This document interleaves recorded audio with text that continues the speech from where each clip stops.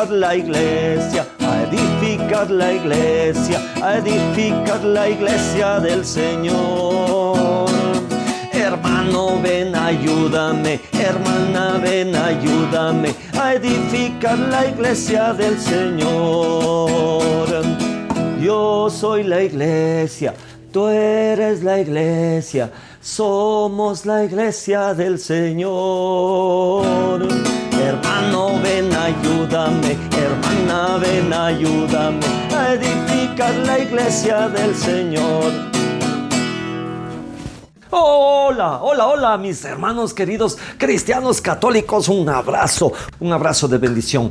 Queridos hermanos cristianos católicos, nos reunimos hoy en torno a la mesa de la palabra y de la Santa Eucaristía en este 21º domingo del tiempo ordinario. Ya estamos en el 21º domingo del tiempo ordinario, en una hora de la historia que nos exige a las personas que estamos presidiendo, ¿sí?, la vida de la fe, una profunda autenticidad. El pasaje evangélico que la iglesia nos propone este domingo no es una simple narración del pasado, es una auténtica radiografía del alma creyente. Jesús conduce a sus discípulos a los confines de tierras judías, a la región de Cesarea de Filipo.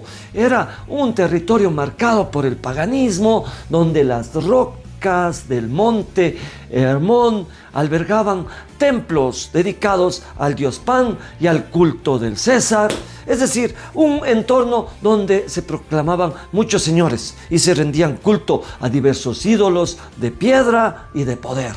Allí, rodeado, el maestro formula primero una pregunta exploratoria. Sí, una pregunta exploratoria. ¿Quién dice la gente que es el Hijo del Hombre? Sí, Mateo capítulo 16, versículo 13. ¿Cuál gente? ¿Qué gente? La gente que de pronto ha oído por casualidad del Señor, la gente que ha acudido por curiosidad, a la gente a la que le han dicho desde lejos. Los discípulos responden con soltura, mencionan las opiniones del entorno. Unos dicen que Juan el Bautista, otros que Elías, otros que Jeremías o alguno de los grandes profetas.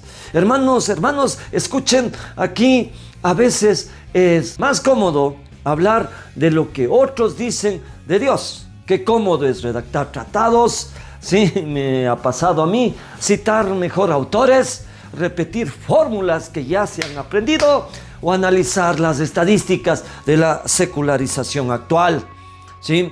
Resulta mucho más cómodo. Pero Jesús no se conforma con la teología de las oídas, ni con las encuestas de opinión. De repente mira fijamente los ojos de su comodidad y lanza la pregunta que decide el destino de nuestra vocación, de mi vocación, de tu vocación. ¿Sí? No solamente quién dice la gente que soy yo. La gente puede tener cualquier tipo de idea sobre Jesús. Y ahora dice, y ustedes, ¿quién dicen que soy yo? Está en Mateo capítulo 16, versículo 15. Ustedes, ¿quiénes ustedes? Los que han convivido con el Señor, los que le han visto en acción, sí, haciendo milagros, sanaciones, liberaciones. Ustedes, discípulos, los que han seguido y han alcanzado sus pisadas. Sí, los que hemos hecho opciones, como usted, como yo.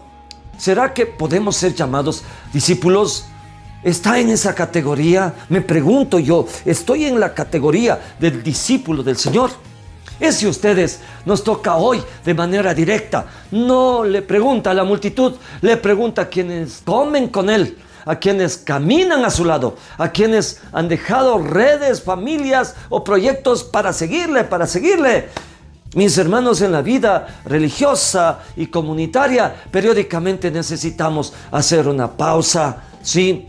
La gente que hemos hecho opciones, hacer una pausa y responder a esta pregunta, no con la memoria, sino como la totalidad de nuestra existencia. Nos encontramos, nos devolvemos en el Señor Jesús. Punto número 1, la profesión de fe. Un don que supera la carne y la sangre. Punto número 1 de nuestra reflexión. Frente al silencio cargado de expectación de los demás, es Simón Pedro el que da un paso al frente. Tú eres ¿Qué es lo que dice Pedro? Sí, tú eres el Mesías, el Hijo de Dios vivo. Mateo capítulo 16, versículo 16. Jesús mismo se encarga de aclarar el origen de esta certeza. Alabado sea el Señor. Dichoso tú, Simón, hijo de Jonás, porque eso no te lo ha revelado nadie de carne y hueso, sino mi Padre que está en los cielos. En el versículo 17. Hermanos, aquí hay una lección fundamental para nosotros. La fe no es una conquista humana, no es un concurso de méritos, sino una revelación acogida, sí, en el corazón abierto del ser humano. Ni el hábito, ni el título teológico, ni los años de servicio en la parroquia o en la comunidad pueden sustituir a la experiencia viva de un Dios que se nos da y se nos revela al corazón. Cuando la carne y la sangre, nuestras fuerzas puramente humanas, nuestros temperamentos o la simple rutina institucional pretenden sostener la vida del discípulo, la vida consagrada a veces, la vida del laico comprometido, terminamos en el cansancio o en la tibieza. La fe que permanece victoriosa es la que nutre diariamente de la oración y del diálogo a solas con el Señor. Ahora, la fe no solamente hay que tenerla, escúchame, sí, este es el corazón del evangelio de hoy. No solamente hay que tenerla, hay que comunicarla, hay que saber comunicar. La fe no debe ser privada, personal, individual. Debe convertirse en instrumento de salvación para otros, para muchos. La fe tiene que comunicarse, tiene que convertirse en misión. Esto es lo que creo que Pedro hace hoy, ¿sí? Del fuego que tiene en su corazón, comunica a los demás, da un grito de fe que se convierte en un grito misionero. Solo la misión, de acuerdo con el dato bíblico, es compensada, recompensada por el Señor, aunque tú no lo quieras. Habla, comunica, a saber, transmite, enciende el fuego que hay en tu corazón, también en otros corazones. Solo la fe que se comunica en misión es recompensada sin límites por el Señor. Si no, mira lo que pasa con el insigne Simón. Punto número 2. Las llaves, la roca, el misterio de la autoridad en la iglesia y del poder en la iglesia. A partir de esta confesión, el Señor transforma a Simón, le da una nueva identidad y una misión cósmica. Fíjate lo que dice en el versículo 18: tú eres Pedro, y sobre esta piedra edificaré mi iglesia, y el poder del infierno no la derrotará. La prefiguración está en Isaías, que hemos leído hoy, capítulo 22, versículos del 19 hasta el 23. Para comprender la densidad de las palabras de Cristo, la liturgia nos presenta en la primera lectura el libro del profeta Isaías. Vemos cómo Dios destituye a Sobná, un administrador del palacio real, caracterizado por la soberbia y la búsqueda de su propio honor, y coloca en su lugar a Eliakim. Pondré en sus manos, dice Isaías 22:22, pondré en sus manos las llaves de la casa de David. Lo que él abra, nadie lo cerrará. Lo que él cierre, nadie lo abrirá. Eliakim recibirá las llaves para ser un padre para los habitantes de Jerusalén. En el Evangelio Jesús aplica esta misma tipología a Pedro. Él es el vicario al que el rey confía el cuidado de su casa, que es la iglesia. Como sea, digo yo, como sea, mis hermanos, Pedro fue enaltecido por el Señor. Pedro recibió infinita recompensa de las manos mismas del Hijo de Dios. Mis queridos hermanos, primero le da una misión. Ya no te llamarás Simón, tú te llamarás Pedro, o sea, piedra sobre esta piedra. Esta es la misión, una razón de ser, un camino, un destino. Sobre esta piedra edificaré mi iglesia. Imagínate, grande es el Señor, digno de alabanza. ¿Qué más le dio? Sí, le dio una misión. Segundo, le dio las llaves. ¿De dónde eran las llaves? ¿De la bodega? ¿Las llaves del baño? No, señores, eran las llaves nada más ni nada menos que del reino de los cielos. ¿No está siendo enaltecido Pedro? ¿No está siendo recompensado infinitamente? ¿Sí? Después le dio el poder de perdonar sobre la faz de la tierra. Lo que ates quedará atado en el cielo, lo que desates quedará desatado en el cielo.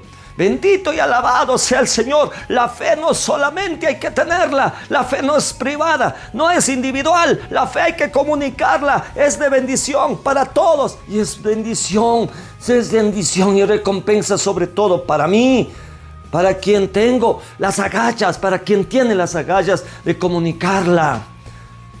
Mis hermanos, la fragilidad humana está habitada por la gracia. Como personas dedicadas al servicio eclesial, sabemos bien que Pedro no era un hombre perfecto. Poco después de esta hermosa confesión de fe, en el mismo capítulo 16 de San Mateo, Pedro tropezará rechazando el anuncio de la cruz y Jesús llegará a decirle: apártate de mí, Satanás. Y más adelante, en la noche dolorosa de la pasión, negará al Maestro por 3 veces. ¿Por qué Cristo elige una piedra que se tambalea para edificar su iglesia? Para que quede claro que la firmeza de la iglesia no radica en las virtudes, no radica en la moral o en los talentos de los ministros, sino en la fidelidad al Señor que la sostiene. Por eso, mis hermanos queridos, en la segunda lectura de hoy, Romanos capítulo 11, versículo del 13 al 36, ¡qué profunda es la riqueza, la sabiduría y el conocimiento de Dios! ¡Qué insondables son sus juicios e incomparables sus caminos! Porque de Él, por Él y para Él existe todo. Alabado sea el Señor, mis hermanos queridos. ¡Qué importante! Sí, hombres de fe, mujeres de fe, hombres de convicción, hombres de confianza en el Señor, hombres fuertes, torre fuerte en el Señor. Pero qué más importante, mis hermanos, de esa fe que te enaltece y te ilumina y te inspira, saber comunicarla. Aunque no esperes la recompensa del Señor, Dios te recompensa infinitamente. ¡Vamos! ¡Apúrate! ¿Cuánta fe tienes? ¿Cuál es la hondura, la profundidad de tu convicción? Vamos a la misión, vamos a comunicarla, vamos a decirla, vamos a gritarla a los 4 vientos. Bendito sea el Señor. La salvación llega para todos en el nombre maravilloso de nuestro Señor Jesucristo, que vive y reina por los siglos de los siglos.